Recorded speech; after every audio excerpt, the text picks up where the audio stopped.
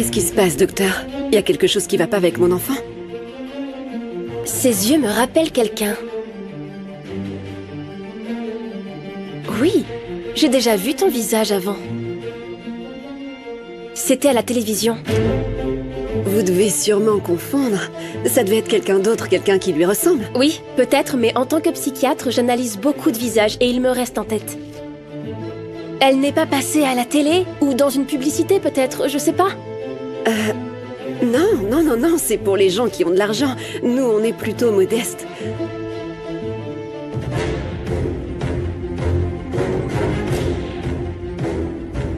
Bon, allez, ça suffit. Assez parlé de moi, d'accord? C'est chacun son tour, comme au ping-pong. Alors dis-moi, ce qui se passe entre Nandi et toi, hein? Écoute, mon pote, je te cache rien, je t'assure, je sais pas où j'en suis. Dans tous les cas, ce que je veux, c'est me concentrer sur mes enfants. Geronimo m'a dit que j'étais immature, que j'étais pire qu'un gamin, et ça m'a fait beaucoup de peine. Kenzo, c'est pas moi qui vais te juger. Mais tu es un élément très important dans cette entreprise. Tu es compétent, tu es un leader, et tu devrais utiliser ces compétences dans ta vie personnelle. Mais je te le rappelle, que tu m'as poussé à avouer mes sentiments pour Passe. Qu'est-ce que tu attends alors, hein? Parle-moi de tes sentiments, dis-moi ce qui se passe entre Nandi et toi. Elle te plaît? Ah, c'est pas la même chose. Nandi ne s'est jamais cachée d'être une femme trans. Et ça te pose un problème? J'en sais rien. C'est la première femme trans que je rencontre. Nandi est une personne très spéciale, mais... Ils vont dire quoi, mes enfants? Philippa lui a déjà déclaré la guerre. Et ça aussi, c'est un problème. Mes amis, le travail... C'est important ce qu'ils pensent. Écoute, je vais pas te mentir. Je sais plus où j'en suis. J'ai accepté qu'on embauche une cuisinière non qualifiée chez moi. Mais ici, dans l'entreprise, je ne tolérerai pas d'avoir quelqu'un qui n'est pas qualifié. Vous comprenez? Et sa formation touche bientôt à sa fin, non? Vous ne serez pas engagé. Je vous laisse. Madame, j'ai vraiment envie d'apprendre et de travailler. Donnez-moi une chance, s'il vous plaît. Il y a un problème? Ah, toi! Qu'est-ce qui vous a pris? Embaucher cette femme sans me demander mon avis? Madame, je suis désolé, mais je n'ai jamais eu besoin de l'approbation de qui que ce soit pour embaucher mon assistante. Ah oui? Alors je crois qu'il est temps de changer les choses par ici. Vous croyez quoi? Que je vais vous laisser faire de mon entreprise un lieu de débauche? Oh, excusez-moi, madame, mais ce n'est pas dans mes habitudes. Attendez, je n'ai pas terminé. Elle n'a même pas d'expérience. Cette personne est passée du statut de vendeur de tacos à celui d'organisateur de fêtes ratées. Parce que pour être honnête, c'était nul. C'est vraiment à cause de ça? Ou c'est parce que je suis une femme trans? Parce que ça fait 2 fois que vous refusez de dire que je suis une femme. Cette entreprise est inclusive. Mais seulement avec les personnes qui ont les compétences pour remplir leurs fonctions. Elvira, Kenzo a été un employé exemplaire. Laissez-le prendre ses propres décisions, comme choisir son assistante. Nandi n'a pas encore toutes les qualités pour ce poste, mais elle apprendra vite, j'en suis sûr. Je prends en charge la fin de sa formation. Et elle sait que si elle ne correspond pas au profil de l'entreprise, elle ne sera pas retenue. Une erreur, une seule, et vous en paierez les conséquences. Fais-moi confiance, ça va le faire. Ma fille est très nerveuse et c'est vrai que moi aussi. S'il vous plaît, laissez-moi l'accompagner pendant les examens. Ne vous inquiétez pas, je serai toujours aux côtés de votre petite fille. Et peut-être qu'en lui parlant, je retrouverai d'où je la connais. Ne me laisse pas, viens avec moi s'il te plaît. Oh Luna, je suis désolée, il doit faire des tests pour s'assurer que tout va bien avec ta tête, d'accord? Je veux pas être loin de toi. Ma chérie, écoute-moi, le docteur Manzano va s'occuper de toi. Elle est très gentille, tu verras. Et moi je vais t'attendre ici, ne t'inquiète pas. Je vais faire en sorte que ta vie soit la plus belle possible. Je t'aime très fort, ma puce. Je t'aime tellement. Moi aussi. On se retrouve juste après, d'accord? À tout à l'heure. Courage.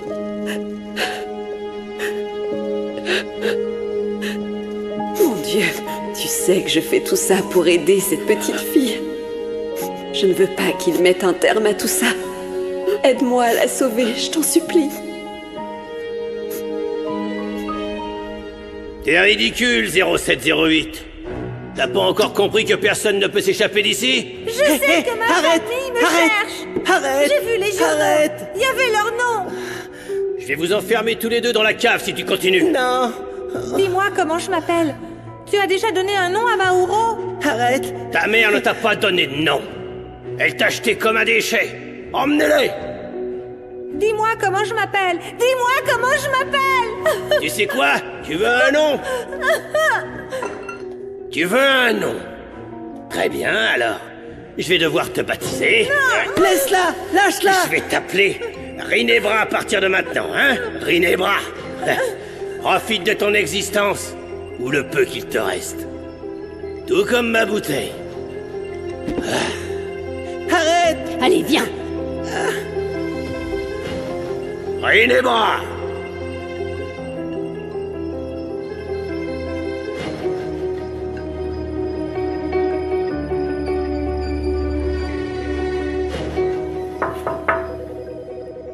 Oh, Le meilleur remède pour l'âme. Je vois que tu ne m'as pas attendu pour prendre un gin tonic. comment tu as su que je serais ici? Eh bien, j'ai des espions partout dans cette entreprise. Et même si je suis divorcée de Kenzo, il faut bien que je m'intéresse un peu pour veiller à mes intérêts. Et je tenais à venir te féliciter personnellement. Félicitations. Merci, c'est très aimable. J'avais besoin de ce travail pour passer le temps. Ah oui, évidemment, avec la tragédie qui t'est arrivée. Tu dois faire le plein de bonnes énergies. Tu sais quoi, je vais t'apporter un quartz pour ton bureau. C'est très bon pour le moral. D'ailleurs, la nouvelle assistante de Kenzo, une certaine Nandi, sera un vrai cauchemar. Je ne comprends pas ce que tu dis. Ah, tu verras. Mais s'il te plaît, aide-moi à rendre la vie impossible à cette femme. Je dois à tout prix l'éloigner de Kenzo. Bonjour. Bonjour Esteban, vas-y, entre. Comment vas-tu? Bonjour. Bien, merci. Je voulais te souhaiter la bienvenue dans tes nouvelles fonctions. On a une réunion du conseil à laquelle j'aimerais que tu participes. Oh oui, bien sûr, avec plaisir. Très bien. Je crois savoir que Rinebra travaille ici avec nous. Mais toi, qu'est-ce que tu fais là? Je suis venue rendre visite à mon ami. Les liens d'amitié, ça s'entretient.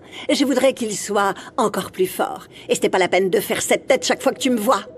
Ça te suffit pas de me créer des problèmes avec mes enfants. Il faut que tu viennes aussi ici. Non, chérie, non. Si tes enfants ne te supportent pas, c'est parce que tu n'as pas su être le père dont ils ont besoin. Allez.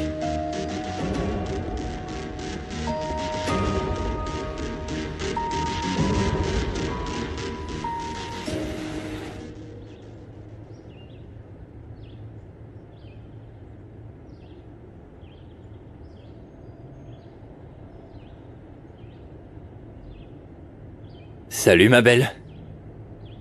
Dis donc, il y a plus de sécurité chez toi qu'à la Maison Blanche. La dernière fois, il y en avait pas autant. Mon père a demandé à ce qu'elle soit renforcée. Il veut pas qu'on soit en danger et c'est pour ça que j'ai dû autoriser ton accès. Au fait, qu'est-ce que tu fais chez moi? Je t'ai apporté un latte au matcha avec du lait de coco et bien sûr sans crème fouettée.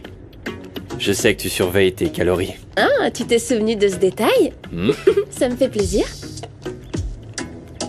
Qu'est-ce que tu veux? J'aime les filles qui prennent soin d'elles. Ça me fait penser à leur corps. Quoi? Pourquoi tu fais cette tête? Tu ne t'es même pas donné la peine de me connaître. Et puis en plus, tu m'as rejeté. T'as dit quoi déjà? Que tu n'avais pas assez de numéros, je crois? Bon, j'ai exagéré ce jour-là, mais c'est parce que j'étais de mauvaise humeur à cause de mes parents. Enfin bon, je vais être sincère avec toi. J'étais un peu jaloux quand je t'ai vu avec ton soi-disant mec. Ce petit chacal. Eh bien, c'est pas mon soi-disant mec. Il s'appelle Salomon et ne le traite plus jamais de petit chacal. Ma tante s'est mise dans la mouise quand elle a sauvé la petite. On veut tous l'aider, mais on veut pas avoir de problème avec la police, tu vois. Bah ouais, mais en attendant, comment elle va sortir de ce pétrin? Et puis on est tous impliqués, c'est trop tard maintenant. Oh ouais, mais c'est notre famille, Salomon, on va pas les abandonner, quand même. Exactement. Mais alors quoi? Pourquoi tu veux partir de la maison, hein? C'est pas que je veux vous oublier. Je prendrai toujours soin de vous, de maman, de grand-mère, même de Passe, de toi aussi. Mais je veux faire ma propre vie. Je veux grandir. Et les opportunités ne tomberont pas du ciel. Il faut que j'aille les chercher. Attends, je croyais que t'étais fier de ton quartier. T'as honte d'être un Roblé? Non, c'est pas ça. Mais je veux aussi que mes fresques soient connues dans le monde entier. J'ai envie que les gens soient émus par ce que je peins, tu comprends? Ouais, mais alors, tu vas partir à l'étranger, c'est ça? Non mais imagine si j'y gagnais une bourse et que je pouvais voyager en Europe. Je porterais le nom de notre famille au sommet. Tu t'es jamais dit que tu pourrais aspirer à faire quelque chose de plus grand? Je crois que tu peux réaliser tout ce que tu veux. Et c'est pas pour porter un jugement sur toi, mais si je te dis ça, c'est parce que je t'aime. Je t'aime, mon frérot. Arrête, tu vas finir par me faire pleurer. Je sais que je t'embête toujours et que je te dis jamais que je t'aime, mais... Frérot, t'es ma vie, t'es mon frère, et si tu t'en vas, alors tu laisseras un vide énorme à la maison et on t'entendra plus parler de tes peintures et il y aura plus ton odeur. Je veux pas que tu partes. Merci, frérot. J'avais besoin de t'entendre dire ça.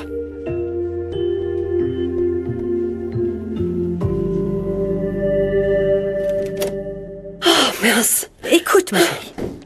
Peu importe tous les efforts qu'on fait, tôt ou tard, ils vont découvrir que Luna a perdu la mémoire. Et comment tu vas leur expliquer?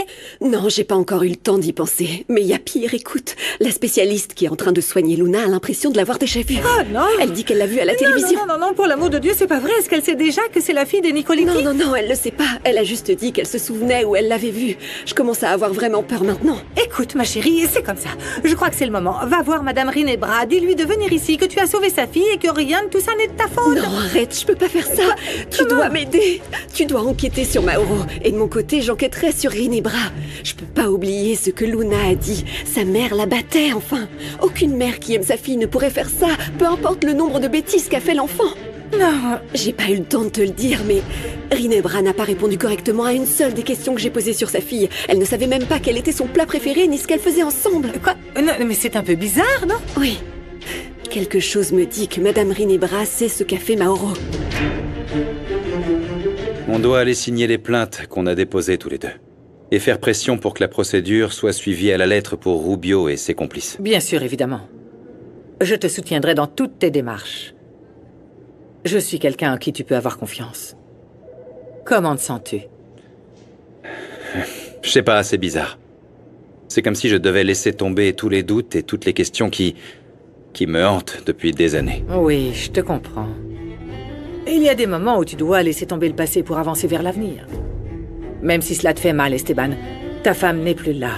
Mon mari n'est plus là, mais nous sommes vivants, on a un présent à vivre. On a un destin à construire.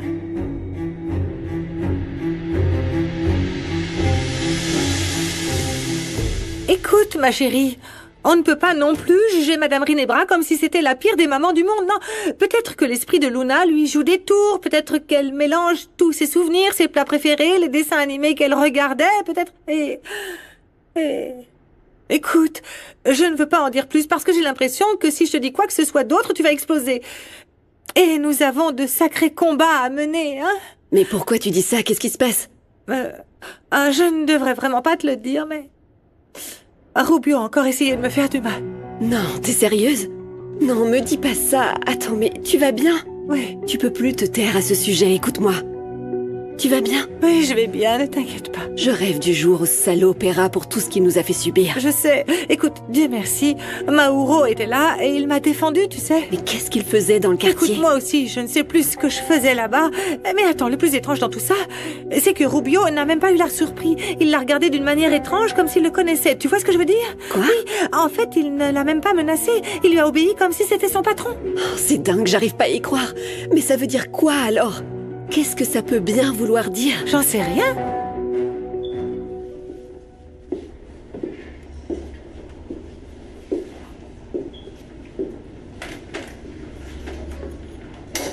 D'où est-ce que je la connais?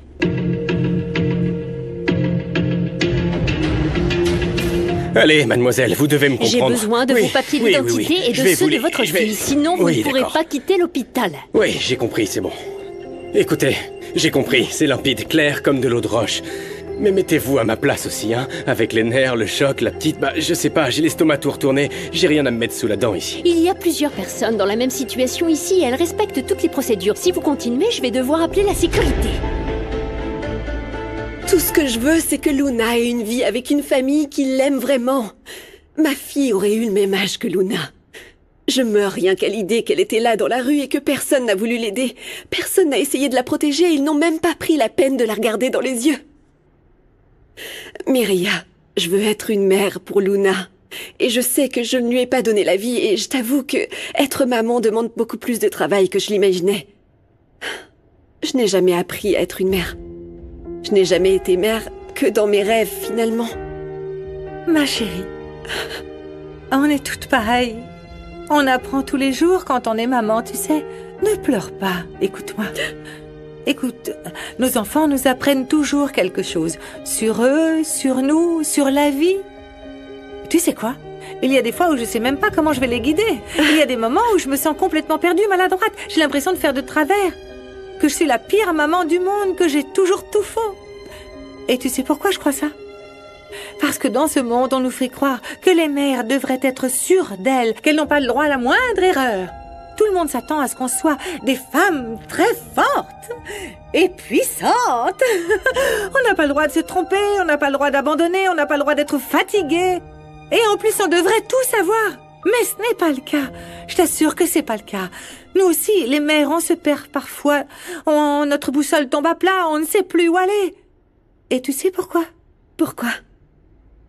Pour être une bonne mère, il n'existe aucune recette. Et chaque jour, je remercie la vie d'avoir quelqu'un pour m'aider à supporter ça. Ah, Serette, sans toi, ma vie n'aurait pas la même saveur. Écoute-moi bien. Tu vas apprendre à être la meilleure maman du monde. Tu vas y arriver. Et même s'il n'y a pas de recette, tu as déjà l'élément principal. C'est l'amour. De quoi? Merci. Merci d'être toujours à mes côtés. T'es la meilleure sœur du monde. C'est toi la meilleure. Merci.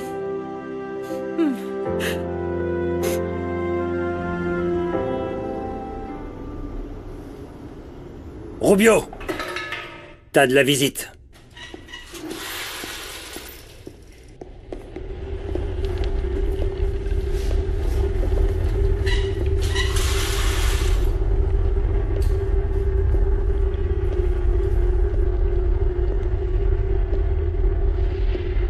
Vous êtes qui, madame? Je suis la mère de Bérénice Manzour. La femme que tu as assassinée sans pitié. Ils en mettent du temps, non? J'ai peur que Luna ait dit quelque chose et qu'il nous ait dénoncés. Non, tais-toi! Docteur? Comment va ma fille? Ça y est, vous avez terminé tous vos tests? Vous avez trouvé quelque chose? Est-ce qu'elle va bien, s'il vous plaît? Nous devons encore attendre les résultats des analyses, ça va prendre un peu de temps. Mais cependant, j'ai constaté que le coup que votre fille a reçu au front n'est pas le premier qu'elle reçoit. Elle présente plusieurs signes de maltraitance sur son corps. Sans parler de l'amnésie dont elle souffre qui a sûrement été causée par un traumatisme sévère. Mais ce n'est pas tout ce que vous allez devoir m'expliquer, madame. J'y ai bien réfléchi. Ça y est, je me souviens où j'ai déjà vu votre fille. Cette petite fille s'appelle pas Luna. C'est Samara Baral Nicoliti. Et vous n'êtes pas sa mère. La mère de cet enfant, c'est elle.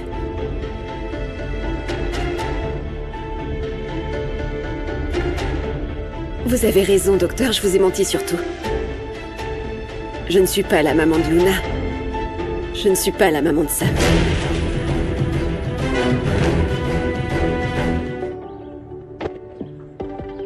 Tu m'aimes plus, c'est ça? Je vais dire, tu préfères vraiment sortir avec ce saumon? Salomon. C'est pareil. J'ai bien réfléchi, je pense que toi et moi, on devrait faire un gros buzz sur les réseaux. La fashionista rend le joueur fou. Ah, donc tu veux juste m'utiliser pour ta stratégie commerciale. Tu veux gagner des abonnés à mes dépens? T'es toujours le même abruti, en fait. Eh ben alors, on se chamaille, les amoureux?